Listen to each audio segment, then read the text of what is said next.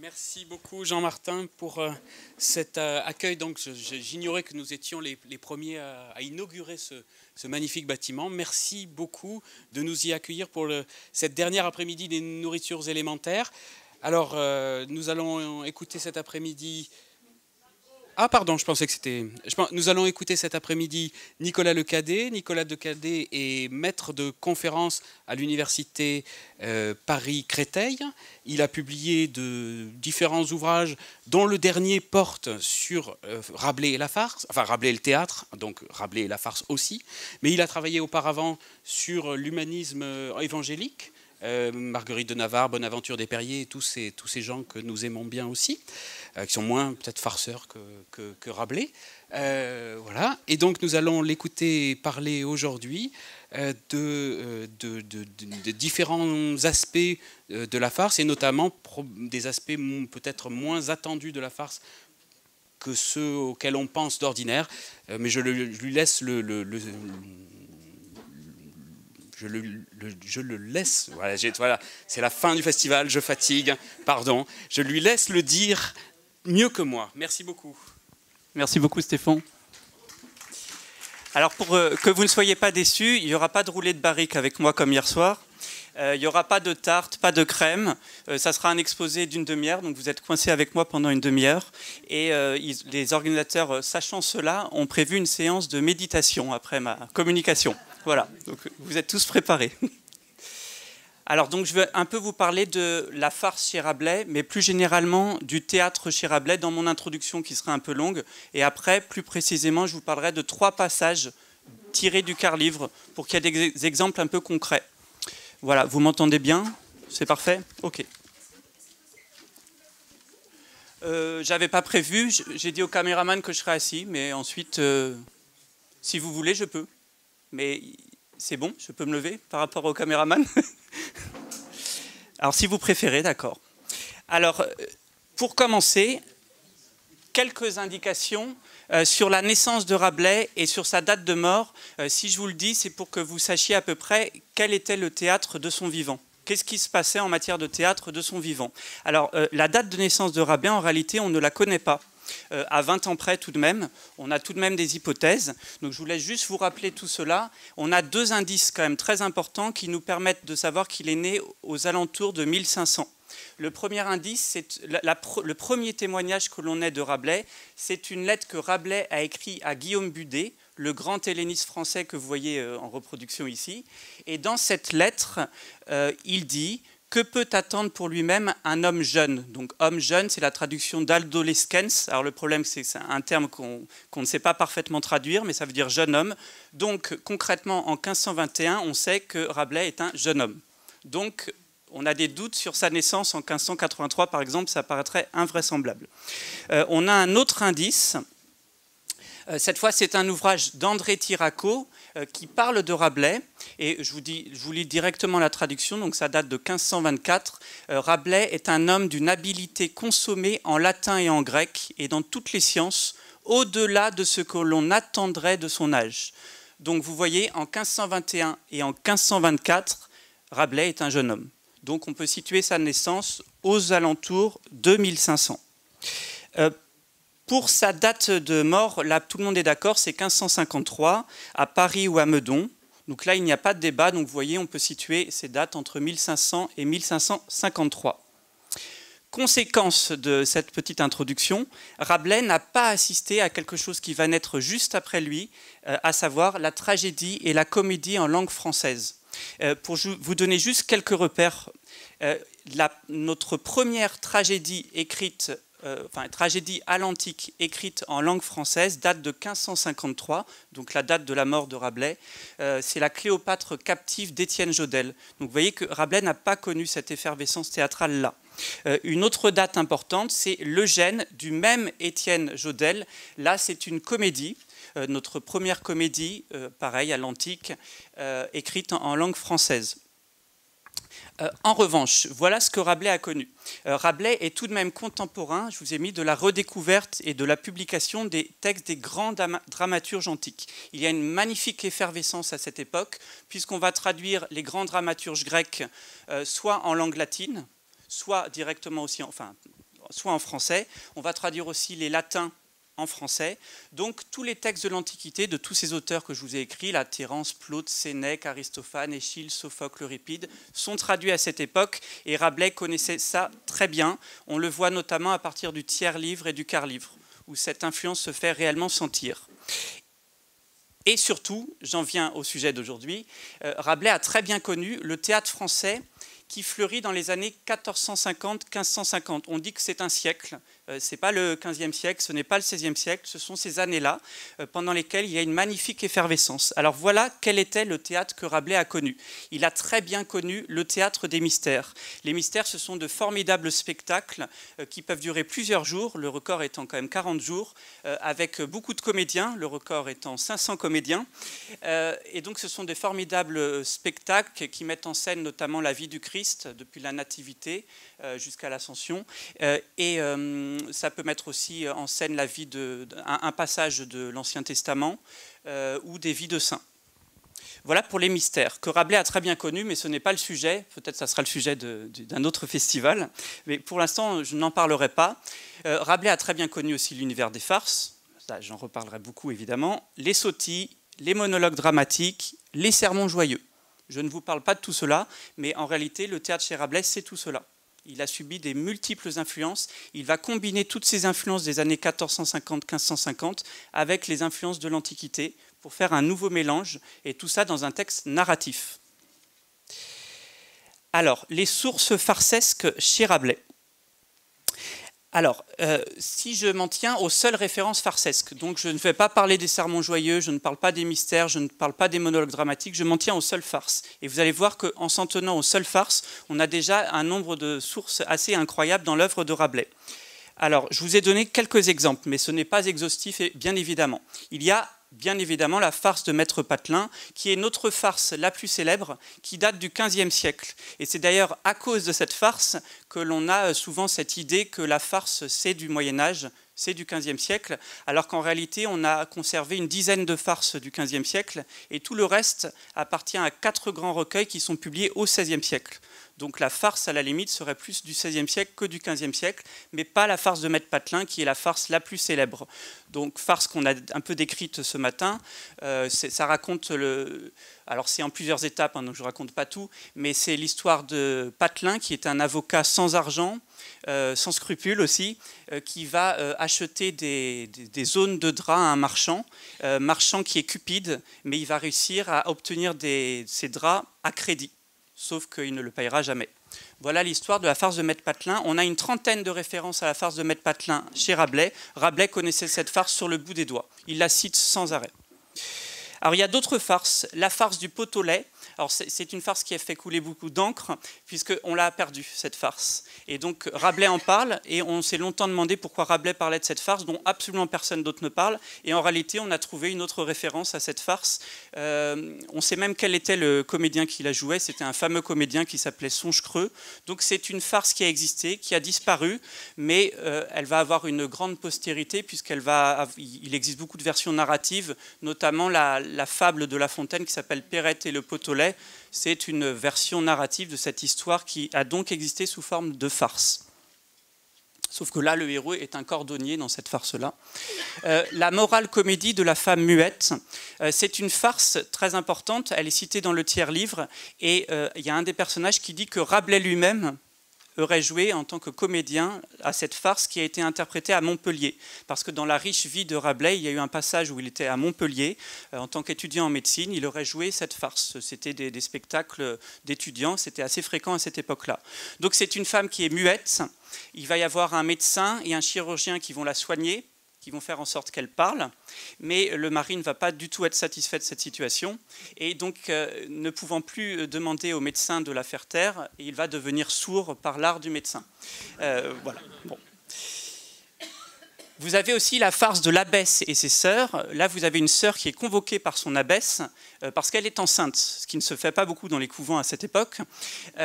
Et donc, elle va être convoquée. Le problème, c'est que l'abbesse a sur la tête les restes certains habits d'un cordelier. Donc, l'abbesse n'est pas non plus absente de tout scrupule et de tout vice. Vous avez les farces conjugales. Alors, c'est à peu près la moitié des farces que l'on a conservées. On a conservé autour de 150, 160, 170 farces, mais il y en avait beaucoup plus qui ont disparu. La moitié des farces conservées, donc, ce sont des farces conjugales qui mettent en scène le mari, son épouse et très souvent aussi l'amant. Et les farces conjugales ont énormément influencé l'écriture du tiers-livre. Donc il y a quantité de farces conjugales qui sont citées dans le tiers-livre. C'est vraiment une des sources principales de cette œuvre-là. Alors, Rabelais, ce n'est pas simplement des sources théâtrales. Et ce qui est très intéressant chez lui, c'est qu'il va se nourrir de toutes ces sources, et je ne vous ai parlé que des sources théâtrales, pas du reste, mais ce théâtre va se faire ressentir aussi dans son écriture. C'est pour ça que j'ai parlé d'esthétique dramatique. C'est de la narration, bien évidemment, on est dans un texte narratif, mais un texte narratif qui va utiliser les ressources du théâtre. Et donc, un mélange d'art dramatique et d'art narratif à peu près inexploré avant Rabelais, et c'est ça qui est très intéressant. Alors, je vous donne 3 exemples de cette esthétique dramatique. Premièrement, vous savez que l'auteur Rabelais lui-même ne s'adresse jamais directement au lecteur, ce qui explique d'ailleurs pour une grande part la difficulté de ce texte-là, puisqu'on ne sait jamais exactement ce que Rabelais pense, puisqu'il va passer par un masque comique qui s'appelle Alcofribas-Nazier, qui est l'anagramme de François Rabelais, pour Pantagruel et Gargantua. Donc ce n'est pas Rabelais qui vous parle, c'est le narrateur Alcofribas-Nazier, et Alcofribas-Nazier emprunte les traits de certains personnages des monologues dramatiques de cette époque, des sermons joyeux. On est vraiment dans le théâtre, c'est un bateleur de foire aussi. Autre trace théâtrale dans l'écriture de Rabelais, c'est, et j'y reviendrai aujourd'hui, que les personnages rabelaisiens se muent très souvent en metteurs en scène ou en comédiens. Donc vous avez beaucoup de personnages qui montent en scène un petit spectacle ou qui sont des comédiens qui se produisent devant de nombreux spectateurs. Ce qui est impressionnant chez Rabelais, c'est la quantité de personnages de spectateurs. Notamment Panurge, dans le premier livre, Pantagruel, joue tout le temps des farces devant tout le monde. Donc on a cette expression devant tout le monde qui revient sans arrêt, sans arrêt. Il s'agit toujours de se produire en spectacle devant d'autres personnes, soit un vaste public, ça arrive souvent chez Rabelais, soit les amis qui assistent en spectateurs à ce qui se passe. Enfin, je vous ai mis que maints chapitres sont assimilés à des scènes, alors à la fois au sens narratif du terme et au sens théâtral aussi. Ces scènes donnent à voir une performance vocale individuelle et on a de nombreux passages qui se passent à une seule voix. Donc des passages entiers où vous avez un seul personnage sur scène, on entend sa voix au discours direct comme si c'était une pièce de théâtre. Donc c'est très proche des monologues dramatiques et des sermons joyeux qui sont des spectacles à une voix avec un comédien. Vous avez aussi des dialogues relatés au discours direct qui sont très proches du théâtre, ou encore, à 3 reprises, des joutes quasiment purement gestuelles, sans parole. Alors c'est la force de Rabelais qui écrit beaucoup pour traduire le silence. C'est-à-dire tout se passe par des gestes. Donc ce sont des scènes de pantomime qui sont vraiment très théâtralisées. Voilà pour l'esthétique dramatique de Rabelais. Maintenant, on va passer à des exemples concrets pour que je vous parle de textes précis, pour que vous en gardiez des souvenirs précis, textuels. Alors, j'ai préféré prendre mes 3 exemples à la même œuvre. Donc, la dernière, écrite par Rabelais, le quart-livre. Je vous ai mis la page de titre du quart-livre de 1552. Et donc, dans ce texte-là, de 1552, donc c'est 1 an avant la mort de Rabelais, c'est vraiment son testament, j'ai emprunté 3 farces qui sont appelées par Rabelais 3 tragiques farces. C'est une expression qu'on a entendue ce matin, qu'on va reprendre. Il les appelle soit tragiques farces, soit tragiques comédies. C'est une expression très intéressante et c'est de cela dont je vais parler aujourd'hui. Les 3 farces en question, c'est celle des moutons de Panurge. Alors les moutons de Panurge, c'est une expression, en réalité, c'est pas comme ça qu'il faudrait décrire exactement le texte, mais j'ai gardé l'expression qui caractérise bien ce texte, donc je veux parler de cet épisode-là. Les moutons de Panurge, les noces chez le seigneur de Bachet, et la diablerie de François Villon. Alors 3 épisodes, vous allez voir, qui sont extrêmement violents. Donc âme sensible, s'abstenir, vous pouvez sortir si vous voulez avant qu'on commence. Donc c'est d'une grande violence, mais c'est aussi très joyeux, vous allez voir, c'est ça le paradoxe. Donc Rabelais les qualifie de tragique farce ou tragique comédie. Et il en donne une définition lui-même, puisqu'à la fin du quart-livre, dans certaines éditions du quart-livre, dans certains exemplaires de l'édition du quart-livre, vous avez une brève déclaration. Avec cette définition et la brève déclaration, tout laisse à penser qu'elle est de Rabelais lui-même. Donc voilà comme il définit la tragicomédie, comme une farce plaisante au commencement, triste en la fin. Donc c'est cela que je vais vous expliquer. Alors, premièrement, qu'est-ce qu'une farce au XVIe siècle? Alors, la réponse serait beaucoup trop longue, donc je ne vais pas détailler, mais il faut juste que vous sachiez que c'était aussi le terme qu'on pouvait utiliser pour désigner un spectacle, sans tonalité risible. Une farce, ça peut désigner une pièce de théâtre, tout simplement. Donc, quand on entend le mot farce, ça ne veut pas forcément dire que c'est un texte comique. C'est ça le problème.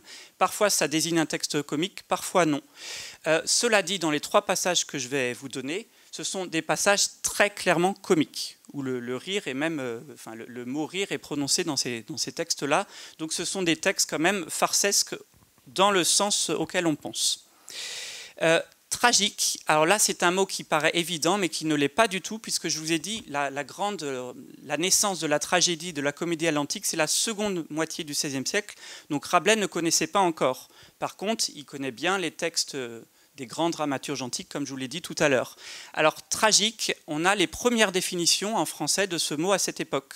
Rabelais connaissait bien cela, et donc la tragédie ne signifie pas exactement la même chose que pour nous maintenant.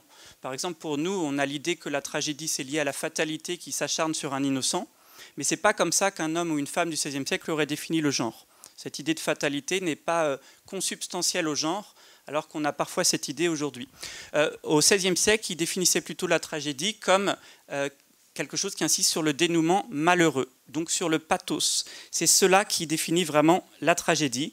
Donc, je vous ai donné 2 définitions de 2 grands traducteurs de tragédie au XVIe siècle, donc Lazare de Baïf, qui a traduit l'Électre de Sophocle, et dans sa préface, il vous donne une définition de la tragédie. C'est une des premières définitions en français de la tragédie. Il définit la tragédie comme une moralité composée des grandes calamités, meurtres et adversités survenues aux nobles et excellents personnages. Donc la tragédie, c'est vraiment cette idée de violence, de drame, et qui va avec l'idée de pathos. Autre grande définition, c'est un traducteur qui s'appelle Guillaume Beauchetel. Il traduit l'Écube d'Euripide en 1544, donc c'est précoce. Hein. Voilà comme il définit les tragédies. Ce ne sont que pleurs, captivité, ruine et désolation de grands princes, et quelquefois des plus vertueux. Donc Rabelais connaissait bien toutes ces définitions, et il va créer quelque chose de nouveau qui s'appelle la tragique comédie, qui va allier les deux. C'est pour ça que je vous ai mis que finalement, dans le genre qu'il crée, ce genre narratif, puisqu'on est quand même dans de la narration, il va créer un genre qui allie le rire et le massacre. Et c'est assez troublant, cette alliance du rire et du massacre. Donc il va utiliser le fond violent de la tragédie à l'antique. Alors, je précise que cette violence n'est pas inconnue des farces des XVe et XVIe siècles. Il ne faut pas penser que les farces des XVe et XVIe siècles, c'est juste un genre pour rire. Elles peuvent être extrêmement violentes. Et donc, Rabelais connaissait bien cette violence des farces. Alors, je précise que dans beaucoup de farces, vous avez des coups de bâton entre mari et femme. Ça peut être le mari qui bat sa femme ou la femme qui bat son mari. Vous pouvez aussi avoir des coups de bâton d'autres personnages qui ne sont pas le mari ou la femme. Donc, la farce est un genre très violent, très souvent, même si on ne peut pas généraliser, parce qu'il y a des farces qui ne le sont pas du tout. Mais en tout cas, cette alliance du rire et du massacre, ce n'est pas une innovation absolue de Rabelais. Par contre, il va pousser cela très très loin, puisque vous allez voir dans les 3 passages que je vais commenter, la violence est portée à son comble, bien plus que dans les textes de farce qu'on a conservés. Alors, non seulement ces textes-là allient le rire et le massacre, mais, et ça c'est particulièrement troublant, la morale traditionnelle en est absente, ou alors, c'est encore pire, elle est présente, mais elle est rappelée à la fin, comme si c'était une petite parenthèse qui n'avait pas beaucoup d'importance. Donc la question qui se pose, c'est comment comprendre cette rupture radicale entre le jeu, le théâtre, et la morale. La morale qui est donc rappelée in extremis à la fin d'une séquence de plusieurs chapitres, comme si ce n'était pas si important. Donc pourquoi cette rupture ? Alors, je vous parle un peu des 3 épisodes rapidement, je vous en dis quelques mots. Tout d'abord, l'épisode des moutons de Panurge, qui occupe donc les chapitres 5 à 8 du quart-livre. Alors, on peut distinguer 3 étapes. Donc, je vous raconte un peu cette histoire des moutons de Panurge. Le chapitre 5, c'est le déclenchement du conflit entre Panurge d'un côté et un marchand qui s'appelle Dindonneau. Alors, donc, on est au tout début du quart-livre. Je vous rappelle que Pantagruel et leurs compagnons doivent voyager vers l'oracle de la Dive Bouteille parce qu'ils veulent savoir si Panurge doit se marier ou non. Donc, c'est un voyage maritime. Ils sont partis depuis 4 jours. Et là, en haute mer, ils vont rencontrer un navire qui d'ailleurs est un navire français. Et dans ce navire, il y a Dindonneau. Et pendant que l'on parle avec ceux de l'autre navire, on se donne des nouvelles, Panurge va prendre querelle avec ce Dindonneau, qui est un marchand de moutons, qui va se moquer de son étrange costume, parce que Panurge, c'est un comédien, il est déguisé de manière très étrange, parce qu'il a promis qu'il resterait habillé comme cela jusqu'à son mariage. Donc il ressemble à un moine, il a des lunettes, il a un bonnet, donc il est très étrange, et donc il lui dit qu'il a une face de cocu. Panurge est très vexé, et il imagine qu'il a Sac-Sac Bèze-Vezine Massé, la femme de Dindonneau. Alors Dindonneau ne supporte pas qu'on lui dise qu'on a Sac-Sac Bèze-Vezine Massé, sa femme, personne ne le supporterait. Donc il va essayer de sortir son épée du fourreau, mais l'épée reste bloquée. Voilà, donc ce qui arrive de temps en temps suggère Rabelais que l'épée reste bloquée et qu'on ne puisse pas la sortir et l'asséner. Mais les deux personnages sont donc forcés de se réconcilier. Donc à la fin du chapitre 5, on les force à se réconcilier. Mais Panurge, c'est un personnage qui veut se venger sans arrêt, et il va vouloir se venger, mais la vengeance va être lente. Vous savez que c'est un plat qui se mange froid. Donc chapitre 6 et 7, c'est la scène de marchandage, avec la victoire apparente de Dindonneau. Donc Panurge veut acheter un mouton. Mais le marchand Dindonneau veut faire monter les prix. Il va décrire ces moutons comme étant des bêtes absolument fabuleuses, les plus belles qu'ils soient, alors qu'Aristote décrit les moutons comme les animaux les plus stupides du monde. Mais lui, au contraire, va les louer. Alors il va multiplier les références épiques, politiques, alchimiques ou encore médicales pour montrer que ce sont les bêtes les plus fabuleuses du monde. Et pendant tout ce temps-là, Panurge dit patience, patience, patience. Il supporte tout cela parce qu'il sait qu'il va se venger. Et la vengeance arrive au chapitre 8. Panurge finit par acheter à Dindonneau à un prix très élevé un bien gros mouton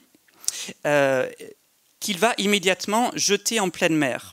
Les autres moutons, ça tout le monde le sait, vont l'imiter et se jeter à leur tour.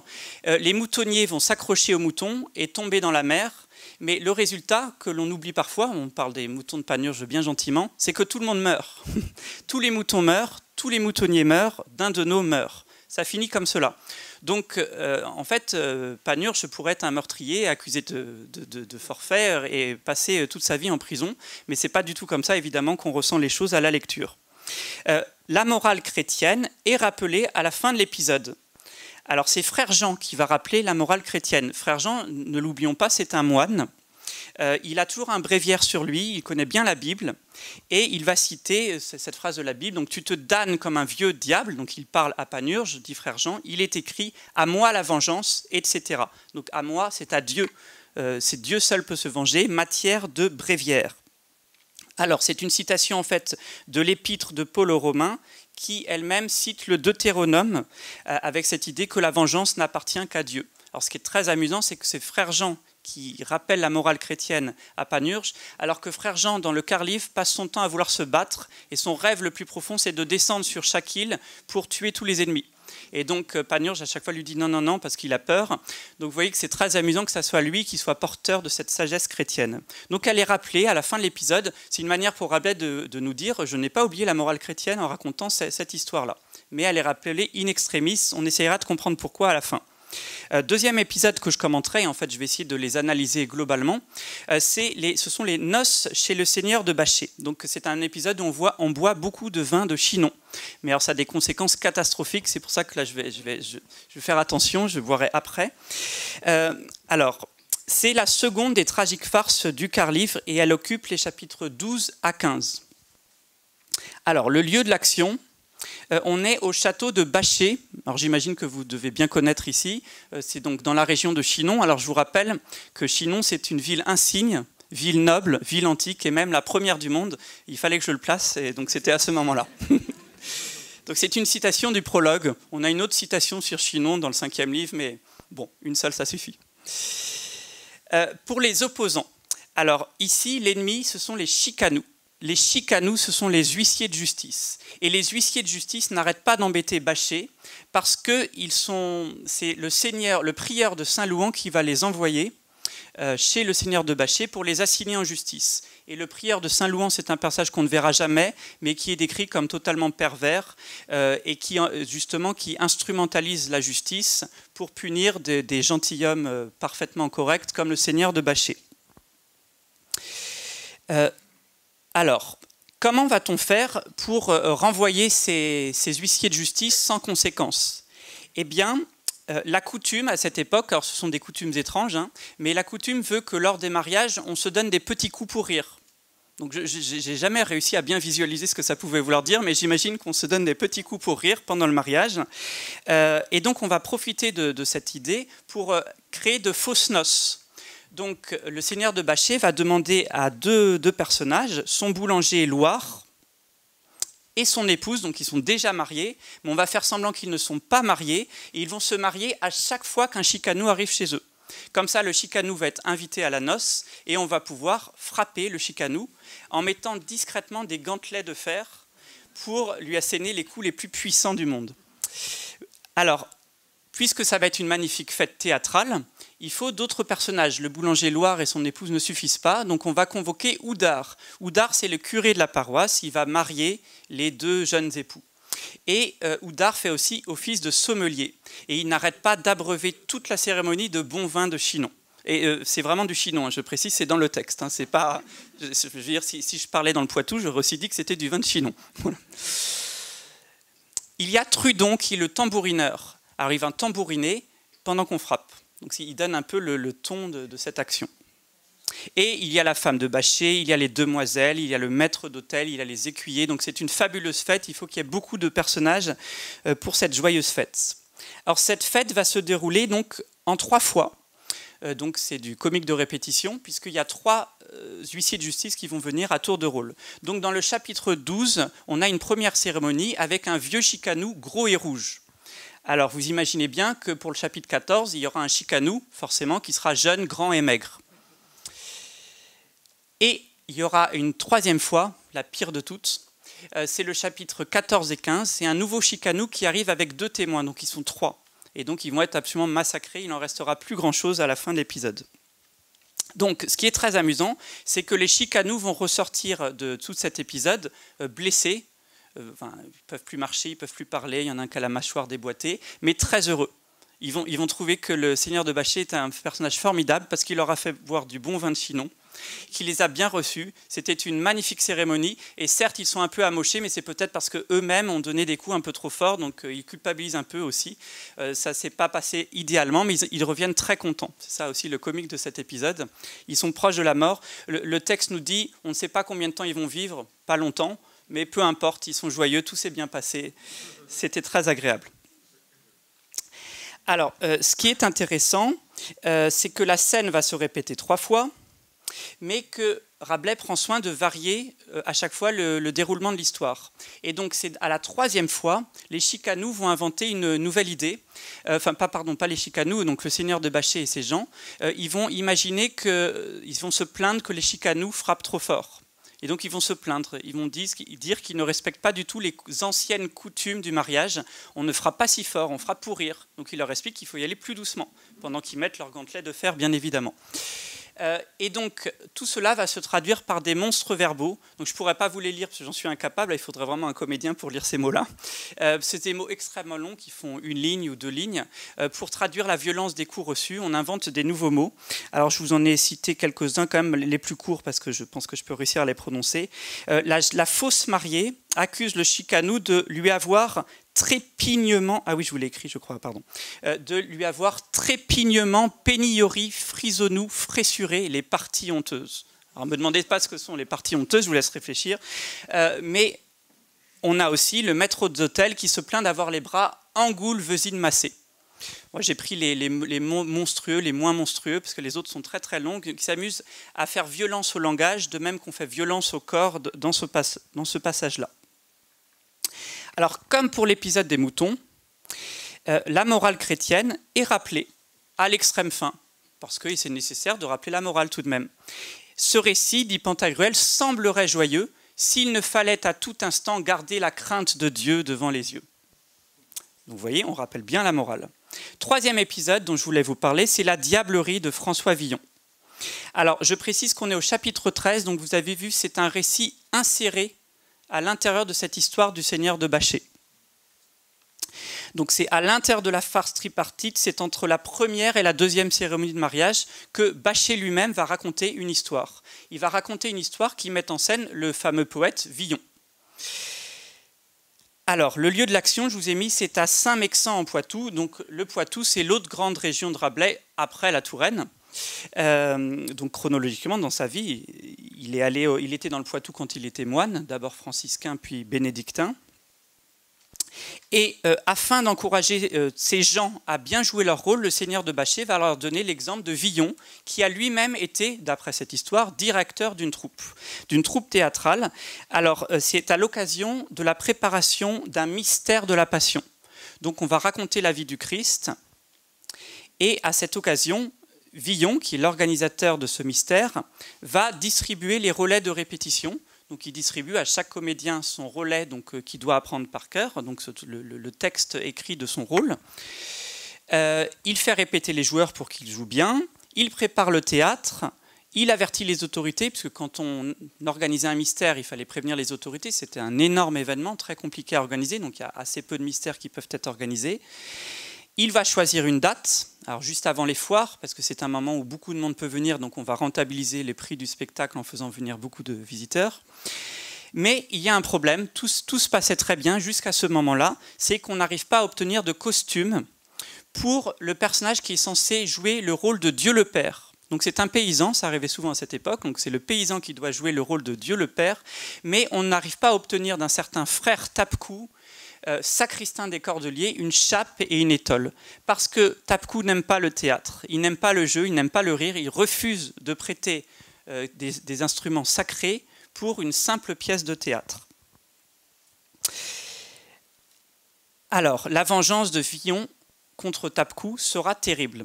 Et cette vengeance va être organisée à l'occasion de ce qu'on appelle la montre de la diablerie. Donc la montre, j'ai traduit par défilé. Donc c'est une manifestation parathéâtrale qui était organisée avant le mystère. Et vous aviez tous les diables qui jouaient dans le mystère. Donc dans les mystères, il y a beaucoup de diables parce qu'ils doivent défier le Christ et essayer de l'empêcher de mener à bien sa mission. Donc vous avez plein de comédiens qui jouent les rôles des diables et qui vont défiler dans la rue, par le marché, pour montrer un peu la grandeur du spectacle à venir. Donc vous avez des dizaines de comédiens incarnés en diables qui sont déguisés, qui font beaucoup de bruit, beaucoup de tapage, et on va profiter de cet événement pour faire peur à la jument de Tapecou, et Tapecou est sur la jument. La jument va être tellement effrayée par tout ce bruit qu'elle va laisser tomber Tapecou, qui ne va être attaché que par la jambe et qui va être traîné à écorche-cul, et donc il va être totalement démembré. À la fin de l'épisode, on n'a plus qu'une seule jambe qui est restée accrochée à la jument. Donc c'est une histoire absolument épouvantable en réalité, mais à la fin personne ne pleure, au contraire Villon est extrêmement réjoui. C'est un jour fabuleux. Pourquoi ? Parce que les diables ont tellement bien joué qu'ils ont réussi leur mission, ils ont effrayé la jument de Tapecou, ils ont réussi à vaincre cet ennemi du théâtre, du rire, et donc il comprend par là qu'ils seront de très bons acteurs. Et voilà ce qu'il leur dit. Villon, voyant que s'était produit ce qu'il avait prévu, dit à ces diables, « Vous jouerez bien, messieurs les diables, vous jouerez bien, je vous le certifie, oui, comme vous jouerez bien. » Ils vont être de très bons comédiens pour le spectacle du mystère à venir. Et de fait, tout l'épisode est rythmé par le verbe « jouer » qui revient sans arrêt, et tous ses dérivés. Et c'est en réalité un formidable éloge du jeu théâtral, peut-être le plus beau que Rabelais ait jamais écrit dans ce chapitre 13. Il s'agit pour Villon de trouver des costumes pour les différents personnages et aussi pour les diables. Il s'agit d'adopter un langage et une gestuelle adaptés. Et ça, je ne rentre pas dans les détails, mais les diables ont la gestuelle parfaitement adéquate pour jouer de bons diable de mystère, avec aussi une gestuelle frénétique. Tout contribue à faire de ces diables de parfaits diables de mystère, de parfaits joueurs. Et d'ailleurs, les diables se vantent, puisqu'ils disent à frère Étienne, « Ne jouons-nous bien, frère Étienne ?» Donc ils veulent que frère Étienne reconnaisse qu'il joue très bien, sauf que frère Étienne, il ne reste plus grand-chose de frère Étienne, donc il ne peut pas reconnaître leur talent. Et c'est Villon lui-même qui va reconnaître ce talent. Alors, donc ça c'est une reproduction de Gustave Doré, donc vous savez qu'il a bien illustré toutes les œuvres de Rabelais, il y a plein d'illustrations, même certaines qu'on connaît moins. Donc vous voyez la jument de Tapecou en haut à droite de l'image avec Tapecou et tous les diables qui sont en train de l'effrayer. Alors, donc, dans ma conclusion, je vais essayer de parler de ces 3 farces en même temps pour essayer de comprendre cette alliance du rire et du massacre et cette absence de moralité ou ce rejet de la moralité à la fin. Alors, donc, ces 3 séquences ont en commun de mettre en scène des spectacles violents, ça vous l'avez compris, totalement transgressifs envers la morale traditionnelle et la morale chrétienne, et ils allient tous le rire et la destruction. Donc ce sont des épisodes clairement comiques où on rit à chaque fois. Alors, dans le premier cas, vous avez vu le marchand se noie avec ses moutons et les autres moutonniers sous le regard triomphant de Panurge, qui en plus, je ne vous l'ai pas dit, mais va leur faire, pendant qu'ils sont en train de se noyer, il leur fait un sermon en leur disant de se rassurer, il est consolateur, il y aura une vie dans l'autre monde. Donc, il est vraiment parfaitement hypocrite puisqu'il y a un sermon moralisateur à la fin de cet épisode qui semble tout à fait amoral. Vous avez les chicanous qui sont joyeusement rossés par les participants d'une noce fictive, et vous avez enfin Tapcou qui est démembré, totalement démembré, dans le cadre festif d'un spectacle de la Passion. Alors pour expliquer une telle violence alliée au rire, on a une très célèbre interprétation de Mireille Bakhtin.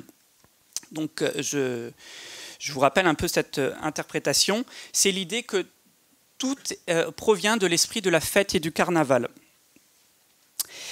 Alors, c'est-à-dire, donc ce que je vous ai mis, c'est que Tapcou, les chicanous sont tous des représentants de l'ancien droit, de l'ancienne vérité, de ce que Mireille Bakhtin appelle l'ancien monde. Et il faut qu'il soit détrôné, il faut qu'il soit démembré, détruit, mis à mort, pour que le nouveau monde puisse enfin naître. Donc c'est dans le cadre festif d'un carnaval, et à chaque fois vous avez des références d'ailleurs au carnaval dans ces épisodes-là, sauf dans le premier, c'est dans ce cadre festif qu'on peut se permettre justement de transcender la morale pour donner naissance, donner accès à ce monde nouveau. Alors, le seul problème de cette interprétation, c'est qu'elle ne fonctionne pas pour l'épisode des moutons de Panurge, puisqu'il n'y a pas de carnaval, il n'y a pas de cadre festif dans cet épisode-là. Donc il faut quand même trouver un autre cadre d'interprétation si on veut avoir une interprétation globale. Donc voilà, je vous propose une autre possibilité d'interprétation. C'est l'idée que nous sommes avant tout ici dans un univers de fiction. Je rappelle quand même que dans le Car-Livre en particulier, c'est un univers qui est peuplé de géants, de créatures monstrueuses. On a vu hier qu'il y avait même un ventre-dieu qui était un des personnages du Car-Livre. Donc c'était vraiment un univers de fiction. Or, dans les 3 passages que j'ai étudiés ici, on est dans un univers de fiction au second degré. Ce sont des fictions à l'intérieur de la fiction, puisque les épisodes en question sont tous des jeux théâtraux intégrés à la trame première du livre. Donc c'est vraiment de la fiction à l'intérieur de la fiction, du théâtre à l'intérieur de la fiction.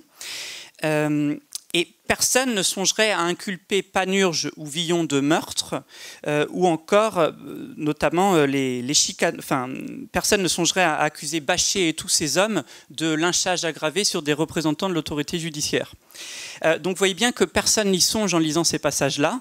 C'est parce qu'il y a quelque chose qui se passe entre le rire et le fait que la morale semble disparaître. L'idée, c'est que le jugement moral du lecteur est mis à distance, non seulement par la fiction, mais par cette fiction au second degré. Il y a un double cadre fictionnel et théâtral. La fiction rabelaisienne est pensée comme un espace de liberté totalement transgressif, un espace de jeu où on peut justement penser en dehors des cadres moraux traditionnels. En fait, la victime de l'œuvre rabelaisienne, ce sont les agelastes. Les agelastes, c'est un mot forgé par Rabelais qui malheureusement a disparu. Alors vous savez qu'on dit que Rabelais a forgé 800 mots rien que dans le Gargantua. Bon, je pense que le décompte est un peu excessif, mais il y a beaucoup de néologismes chez Rabelais et certains sont restés dans la langue, d'autres non, comme le mot agelaste qui veut dire qui ne sait pas rire ou qui ne peut pas rire. Donc les ennemis de Rabelais, c'est ceux qui ne savent pas rire, qui sont incapables de rire, qui ne peuvent pas physiologiquement, comme Tapcou, qui est incapable de comprendre ce qu'est le jeu et de comprendre ce qu'est le théâtre. Eh bien, parmi ces agelas, donc, vous avez les représentants d'une justice prévaricatrice, les cordeliers qui sont hostiles au jeu, les marchands qui sont cupides, comme Dindonneau. Tout cela ne savent pas rire, ne peuvent pas rire, et ils peuvent être impunément détruits dans ce cadre doublement fictionnel créé par Rabelais, où plus rien ne peut entraver la puissance du jeu, la puissance de la fiction. Alors, cette création de personnages comiques et transgressifs, comme c'est le cas de Panurge, comme c'est le cas de Bachet, comme c'est le cas de Villon, c'est une des plus belles inventions de Rabelais. On considère même, enfin, certains théoriciens considèrent que le roman naîtrait justement avec Rabelais et avec quelques autres par cette capacité de Rabelais à dépasser justement, à suspendre le jugement moral. Milan Kundera définissait Rabelais comme le père du roman, à savoir, voilà comment il définit le roman, comme un territoire où le jugement moral, grâce à l'humour, n'est non pas aboli, il y a de la morale chez Rabelais bien évidemment, mais suspendu le temps de la lecture pour porter un regard neuf et corrosif sur la société de son temps. Voilà, merci pour votre attention.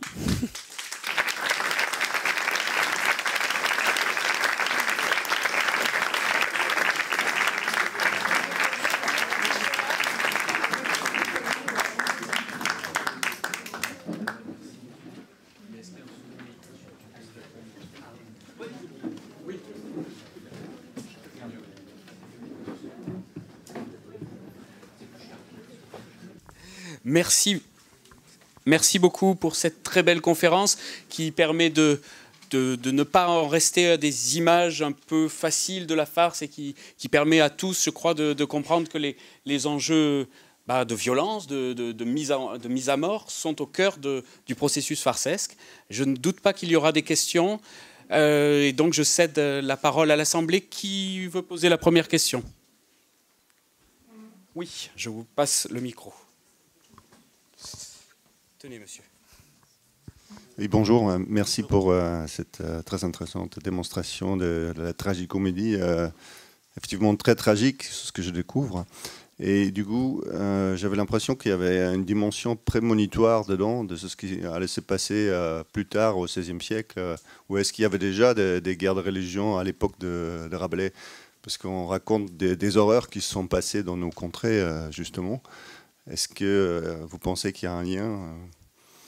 La date officielle de naissance des guerres de religion au XVIe siècle, c'est 1562, donc on est avant, mais les tensions religieuses sont très fortes. Alors une date repère, c'est 1534, c'est l'affaire des placards, où il y a des placards extrêmement virulents contre la messe qui sont placardés, donc qui sont affichés partout en France, et notamment sur la sur la porte de la chambre du roi, François Ier, qui réagit très mal, en interdisant même l'imprimerie et en organisant des bûchers. Donc les tensions religieuses datent de cette époque, et 1534, c'est la date de publication de Gargantua. Alors on ne sait pas exactement si c'est 1534 ou plutôt en fait 1535.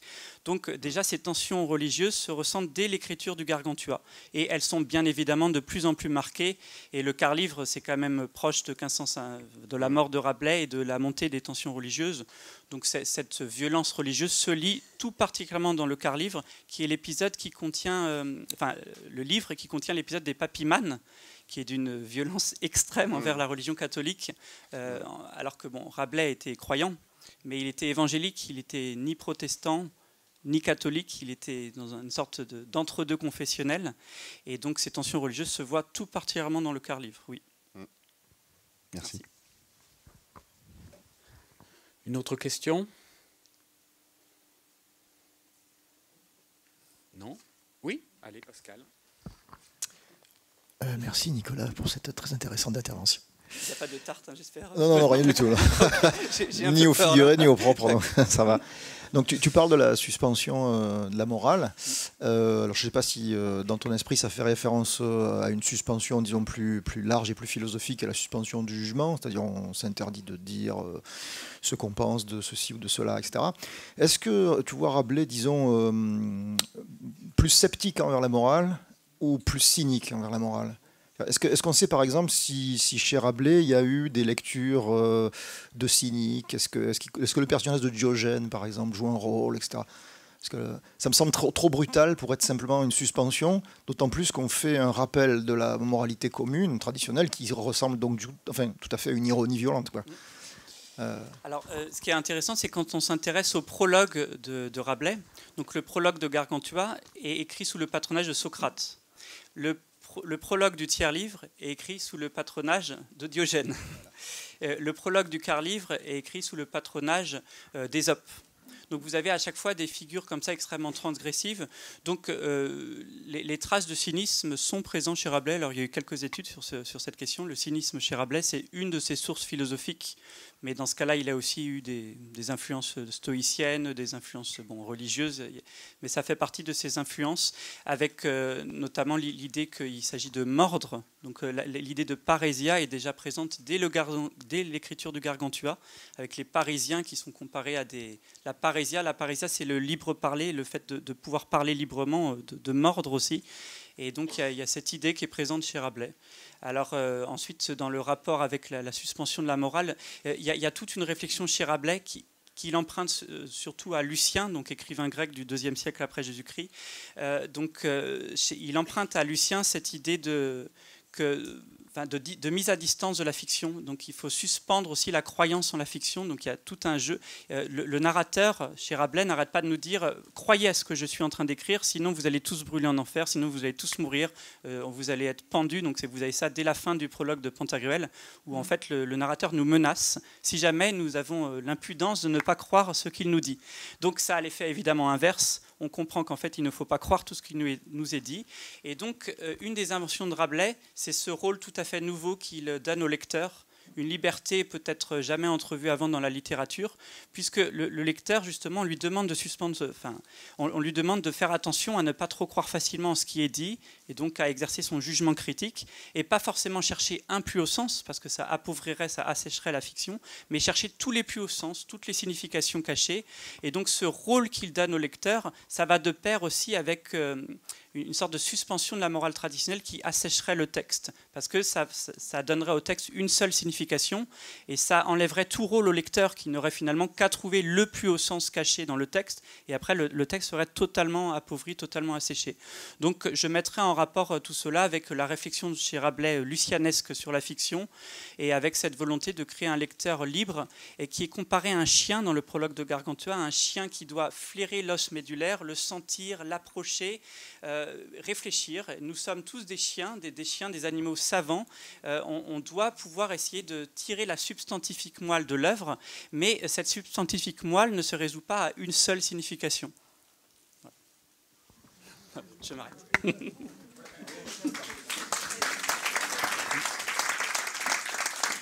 Bien, à moins qu'il y ait d'autres questions, je pense qu'on peut passer à quelque chose qui doit être une dégustation ou quelque chose dans le genre, probablement.